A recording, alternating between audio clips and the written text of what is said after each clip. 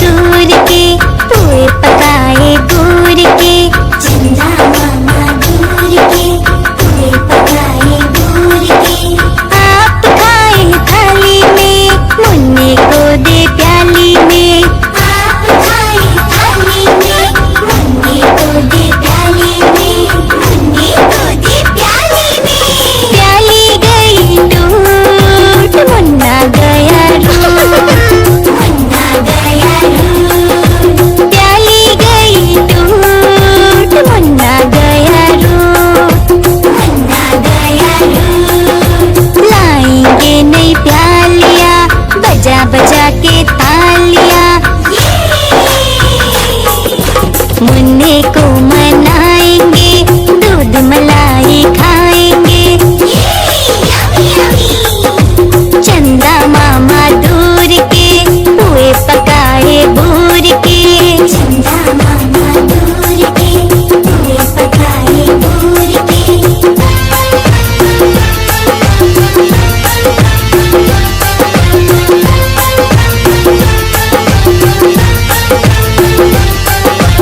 उड़न खटोले बैठ के मुन्ना चंदा के घर जाएगा। तारों के संग आँख मिचोली, खेल के दिल बहलाएगा। खेल के दिल बहलाएगा, हाँ खेल के दिल बहलाएगा। तारों के संग आँख मिचोली, खेल के दिल बहलाएगा। खेल के दिल बहलाएगा, हाँ खेल के दिल बहलाएगा। खेल कूद के जब मेरे मुन्ने का दिल भर जाएगा। ठुमक ठुमक कर मेरा मुन्ना वापस घर को आएगा। वापस घर को आएगा, हाँ वापस घर को आएगा। चंदा मामा दूर के, पुए पकाए बूर के। चंदा मामा दूर के, पुए पकाए बूर के। आप खाए थाली में, मुन्ने को दे प्याली में। आप खाए थाली में, मुन्ने को दे प्याली में। मुन्ने को दे प्याली में।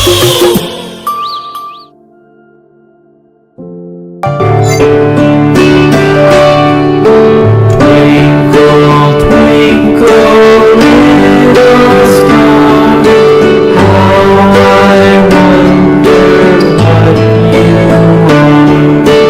Up above the world so high, like a diamond in the sky.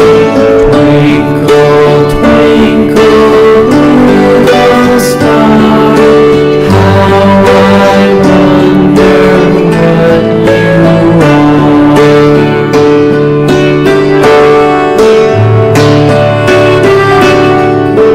When the blazing sun is gone, and the earth shines upon, when you show your little light, twinkle, twinkle all the night. Twinkle, twinkle, little star, how I wonder what you are.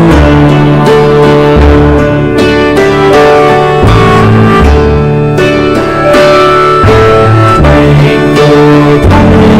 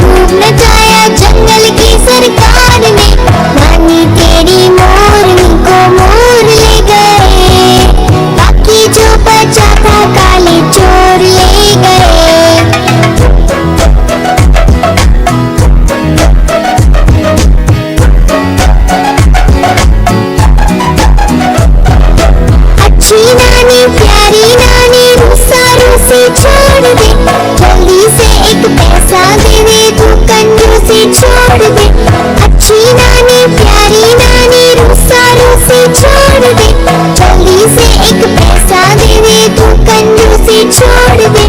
नानी तेरी मोरनी को मोर ले गए, बाकी जो बचा था काले चोर ले गए।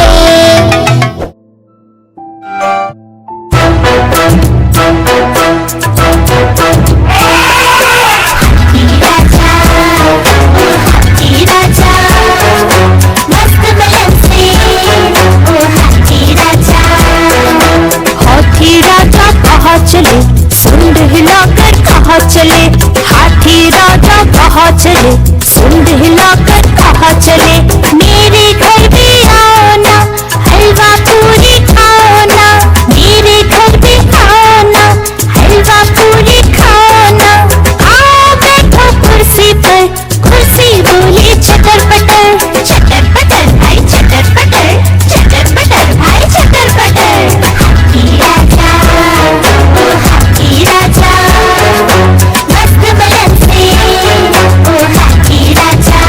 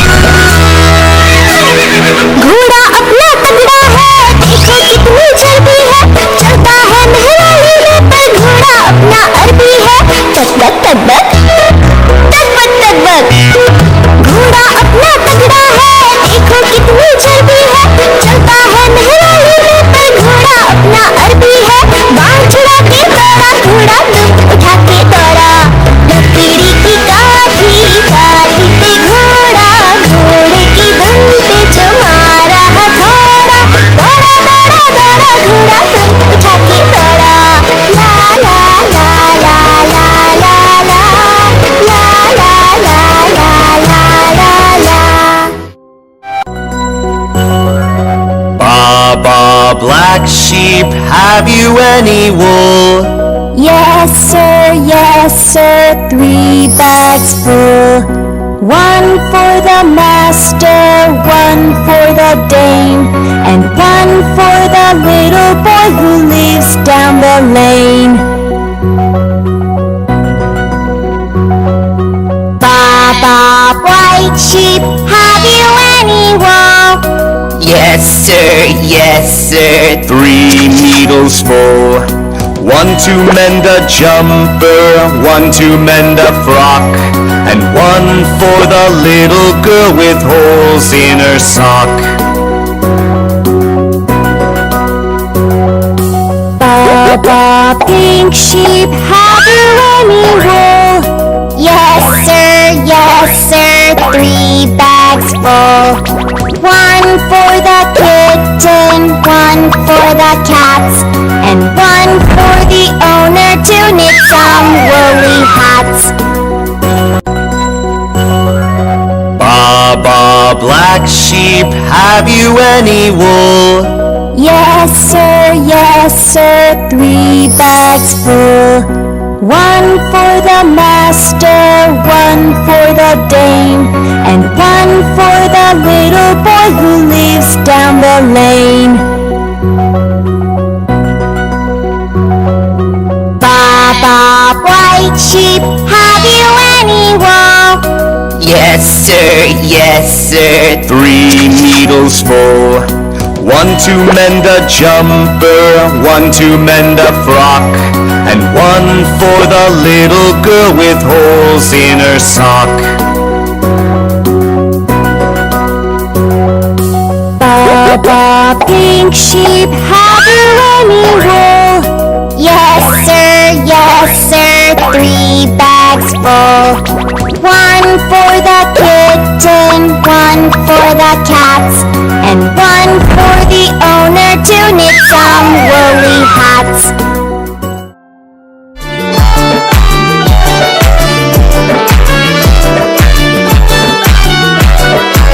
आलू का चालू बेटा कहाँ गए थे? बैगन की टोकरी में सो रहे थे। बैगन ने लात मारी रो रहे थे। मम्मी ने प्यार किया हंस रहे थे। पापा ने पैसे दिए नाच रहे थे। भैया ने लड्डू दिए खा रहे थे।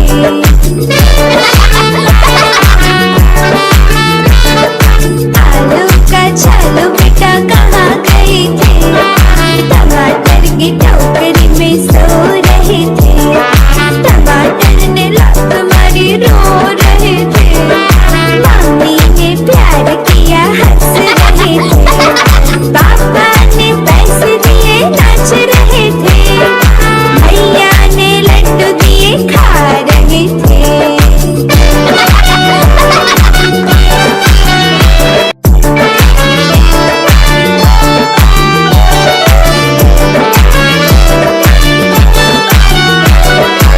आलू का चालू बेटा कहाँ गए थे? बैगन की टोकरी में सो रहे थे। बैगन ने लात मारी रो रहे थे। मम्मी ने प्यार किया हंस रहे थे।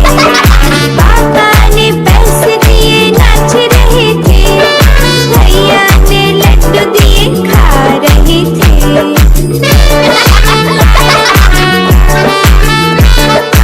आलू का चालू बेटा कहाँ गए थे? टमाटर की टोकरी में सो रहे थे। टमाटर ने लात मारी रो रहे थे। मम्मी ने प्यार किया हंस रहे थे। पापा ने पैसे दिए नाच रहे थे। भैया ने लड्डू दिए खा रहे थे।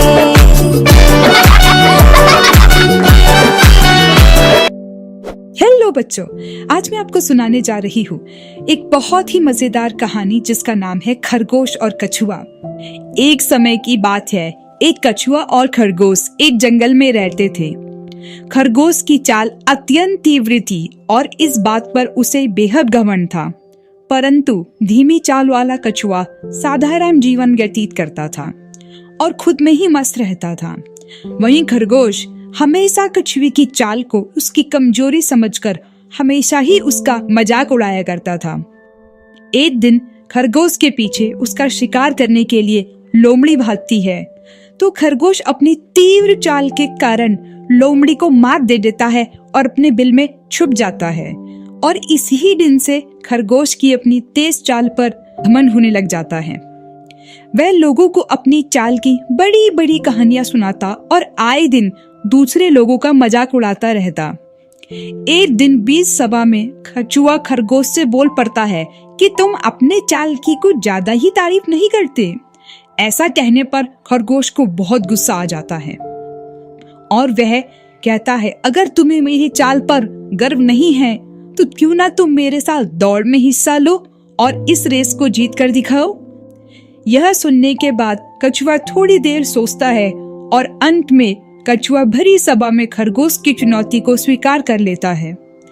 एक हफ्ते बाद जंगल में खरगोश और कछुए की रेस होने वाली थी। सभी छोटे और बड़े जानवरों ने मिलकर खरगोश और कछुए के बीच होने वाली रेस की तैयारियां शुरू कर दी। मन ही मन अधिकतर जानवरों को यह मालूम था कि कछुआ बड़ी ही बेरहमी से अपनी हार स्वीकार कर लेगा, परंतु कछुए को इससे कुछ फर्क नहीं पड़ता था और वह दौड़ में हिस्सा लेने के लिए तैयार था। आखिरकार वह दिन आता है जब कछुए को खरगोश का सामना करना था। सभी जानवर बहुत ही उत्सुक थे क्योंकि उन्होंने आज से पहले अपने जीवन में कभी भी ऐसी अद्भुत रेस नहीं देखी थी। सुबह जब जंगल में कछुए और खरगोश की दौड़ प्रारंभ होने का समय होता है तो खरगोश काफी खुश नजर आता है क्योंकि उसको यकीन था कि यह रेस तो बड़ी आसानी से वह जीत जाएगा। वहीं दूसरी तरफ कछुआ अपने स्वभाव के भांति शांत नजर आ रहा था, जैसे मानो उसे अपनी चाल पर पूर्ण विश्वास है। नियम के अनुसार जो भी कोई सबसे पहले पहाड़ी के दूसरे छोर पर पहुंचेगा उसे ही विजेता घोषित किया जाएगा। फिर रेस शुरू होती है और भालू दादा के 3 गिनते ही दोनों भागना शुरू कर देते हैं। कुछ ही समय में रेस शुरू हो जाती है और खरगोश अपनी तेज गति के कारण सबकी नजर से ओझल हो जाता है, परंतु कछुआ अपनी धीमी धीमी चाल के कारण अपने लक्ष्य की ओर धीमे धीमे गति से बढ़ता है। खरगोश भागते भागते काफी आगे निकल जाता है और जब पीछे मुड़कर देखता है तो उसे कुछ नजर नहीं आता। खरगोश मन में सोचता है कि कछुए की चाल बहुत धीमी है तो उसे यहाँ पहुँचने में काफी समय लगेगा, तो क्यों ना तब तक थोड़ा आराम कर लिया जाए। इसलिए वह एक पेड़ के नीचे बैठकर आराम करने लगता है। खरगोश के आराम करते करते उसे कब नींद आ जाती है उसे भी यह मालूम नहीं पड़ता और वह धीरे धीरे बहुत ही गहरी नींद में सो जाता है। तब तक कछुआ धीमे धीमे खरगोश से आगे निकल जाता है और अपने लक्ष्य की ओर बढ़ता जाता है और आखिरकार दूर पहाड़ी पर पहुंचकर वह सर्वप्रथम अपने लक्ष्य को प्राप्त कर लेता है और दूसरी तरफ खरगोश सोया ही रह जाता है। जब वह उठता है तो उसे पता चलता है कि वह रेस हार चुका है। इस प्रकार बच्चों, खरगोश का घमंड चूर चूर हो जाता है और कछुआ इस रेस का विजेता बन जाता है। हमें इस कहानी से यह सीख मिलती है कि हमें धीमे ही मगर मंजिल तक पहुंचने का सफर लगातार जारी रखना चाहिए। हेलो बच्चों, आज मैं आपको सुनाने जा रही हूँ एक बहुत ही मजेदार कहानी जिसका नाम है जादुई चक्की। एक गांव में 2 भाई रहते थे, सुखवन और लल्लन। बड़ा भाई सुखवन बहुत ही लालची और दुष्ट व्यक्ति था। वहीं छोटा भाई लल्लन सीधा साधा और भोला भाला था। पिता की मृत्यु के बाद सुखवन ने सारी पैतृक संपत्ति पर कब्जा कर लिया था और उसने लल्लन को फूटी कौड़ी तक नहीं दी थी और साथ ही साथ घर से भी निकाल दिया था। पिता की संपत्ति पाकर सुखवन ऐसो आराम का जीवन व्यतीत करने लगा, लेकिन लल्लन छोटा भाई अपने परिवार के साथ गरीबी के दिन गुजार रहा था। छोटा मोटा काम करके वह 2 वक्त की रोटी भी बड़ी मुश्किल से जुटा पाता था। अपनी गरीबी के कारण लल्लन हमेशा चिंता में डूबा रहता था। दिवाली का त्योहार आया। सुखवन का पूरा घर रोशनी से नहा उठा था। परिवार के सभी लोगों के पास पहनने को अच्छे और नए कपड़े थे। वह कई तरह की पकवान और मिठाई बनाई गई थी और घर को भी बड़े धूमधाम से सजाया गया था क्योंकि दिवाली का त्योहार था। उधर लल्लन के घर दिवाली के दिन भी अंधेरा था। उसके बच्चे भूख से तड़प रहे थे, लेकिन उसके पास एक फूटी कौड़ी भी नहीं थी अपने बच्चे को खिलाने के लिए। इस बारे में लल्लन की बीवी ने उससे कहा कि क्यों ना तुम अपने बड़े भाई सुखवन से पैसे मांगने चले जाओ। मन मारकर लल्लन सुखवन के घर गया और अपने घर का हाल बताकर उससे कुछ पैसे उधार मांगने के लिए मदद मांगी, लेकिन सुखवन ने उसकी मदद करने से इनकार कर दिया और उसे अपने घर से भगा दिया। दुखी मन से लल्लन अपने घर लौट रहा था और वह समझ नहीं पा रहा था कि अपने बच्चों की भूख कैसे मिटाए, कैसे वह पैसों का इंतजाम करे। तभी उसे रास्ते के किनारे खड़ी एक बूढ़ी अम्मा दिखाई दी। उसके पास एक लकड़ी का गठरा पड़ा हुआ था। लल्लन ने सोचा, यदि मैं इस बूढ़ी अम्मा की मदद कर दी तो शायद मुझे कुछ पैसे मिल जाए। वह बूढ़ी अम्मा के पास गया और बोला, अम्मा, क्या ये लकड़ी का गट्ठर आपके घर तक पहुंचा दूं? इसके बदले आप मुझे कुछ पैसे दे देना, मुझे पैसों की बहुत जरूरत है। कोई और काम भी होगा तो मैं वह भी कर दूंगा। बूढ़ी अम्मा मान गई और लल्लन ने लकड़ी का गट्ठर उसी घर तक पहुंचा दिया। बदले में बूढ़ी औरत ने उसे कुछ पैसे दिए, लेकिन वह पैसे इतने महंगे थे कि उसके परिवार के लिए भोजन की व्यवस्था कर पाता। लल्लन अब भी उदास और चिंतित था। उसे दुखी और चिंतित देख बूढ़ी अम्मा ने पूछा, क्या हुआ बेटा, तुम इतने दुखी क्यों हो? लल्लन ने उसे अपनी गरीबी के बारे में पूरी बात बता दी। उसकी बात सुनकर बूढ़ी अम्मा अपने घर से 3 रुपये रुपया लेकर आई और लल्लन को देते हुए बोली, ये 3 रुपये रुपया लेकर जंगल के पार जाओ, वहां तुम्हें 3 आलू बुखारे के पेड़ दिखेंगे। उनके सामने एक छोटा सा घर है, उसमें 3 बोने रहते हैं। उन्हें मीठी रोटियां बहुत पसंद है। वह तुम्हारे हाथ में ये मीठी रोटियां दिखेंगे तो जरूर मांगेंगे। तुम इन मीठी रोटियों के बदले उनसे पत्थर की चक्की मार लेना, उस चक्की की मिन पे ही तुम्हारे दिन बदल जाएंगे। लल्लन ने बूढ़ी अम्मा का धन्यवाद किया और मीठी रोटियां लेकर जंगल की ओर चल पड़ा। जंगल पार करने के बाद उसे 3 आलू बुखारे के पेड़ दिखाई पड़े और उसके सामने छोटा सा घर। लल्लन घर के पास गया और उसका दरवाजा खटखटाया, लेकिन दरवाजा नहीं खुला। 2-3 बार खटखटाने पर भी जब दरवाजा नहीं खुला तो लल्लन ने दरवाजे को ढकेल कर दरवाजा खुला और उसके अंदर घुस गया। घर के अंदर उसे 3 बौने 2 छोटी कुर्सियों पर बैठे दिखाई दिए। जब दोनों की नजर लल्लन पर पड़ी तो वो क्रोध में आ गए और बोले, कौन हो तुम जो बिना अनुमति के हमारे घर घुसे चले आ रहे हो? लल्लन मीठी रोटियां दिखाते हुए बोला, मैं आप लोगों के लिए मीठी रोटियां लेकर आया हूँ। मीठी रोटियां देखकर ही बेनू का गुस्सा छूमंतर हो गया और वह तीनों खुशी से उछल पड़े। वाह यार, तुम हमारे लिए मीठी रोटियां लेकर आए हो, ये हमें बहुत पसंद है। ये मीठी रोटियां हमें दे दो और बदले में जो चाहिए हमसे ले लो।